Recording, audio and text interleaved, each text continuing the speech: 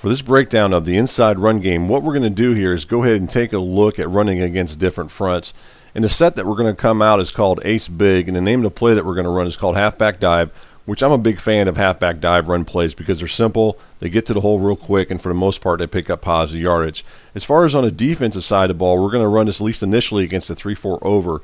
Now what we want to do here is go ahead and take a look at what we have as far as on the defensive side of the ball, as far as down near the line of scrimmage, and that's what we like to call in the box. Now in the box means how many defenders are in the box. So let's go ahead and look at this.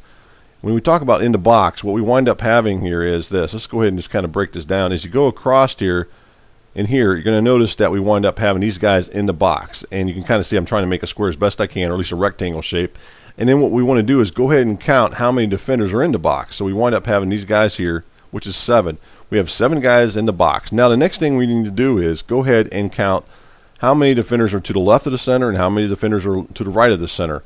In this case, we have this guy here, which is the nose tackle. We have the right inside linebacker, the right in, and then the right outside linebacker. So we have those 4 guys. I'm going to go ahead and use the yellow number here to kind of give you a better sense of it so you really can kind of tell. So we have this guy here, which is going to be the left end. We also have the left outside linebacker, and then we have the left inside linebacker. So we have 3 run defenders to the right of the center. Now for me personally, the way I'm going to run this is to the side with the least, that is, of defenders, or run defenders, in this case at least in the box. We have 7 guys total, right? We have 3 to the right, 4 to the left. So to me, I'm going to run it to the right side where we have 3 run defenders.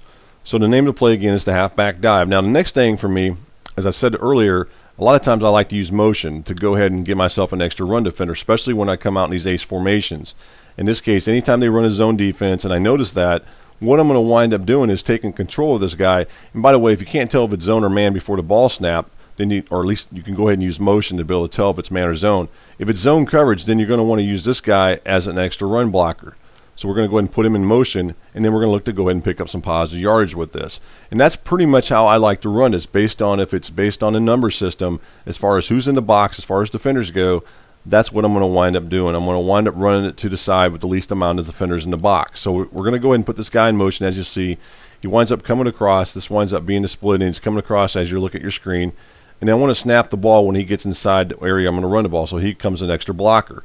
So when we look at this from the numbers standpoint, what we wind up having is we have this guy here, we have this guy, this guy, this guy, and this guy. So we have 5 run blockers versus how many defenders that I talked about earlier, which we have 3. We have this guy here, this guy here. So we have 3 guys versus 5. So the numbers dictate that we're going to wind up picking up some positive yardage based on this.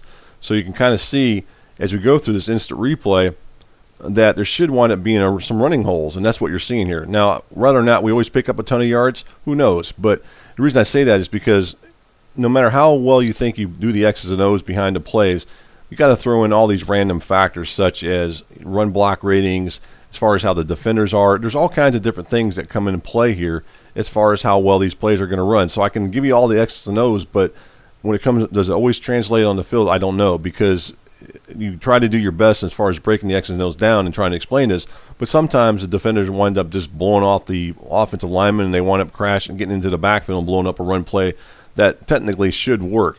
Got to keep in mind this is a video game, so at times things aren't always going to work as they're always drawn up.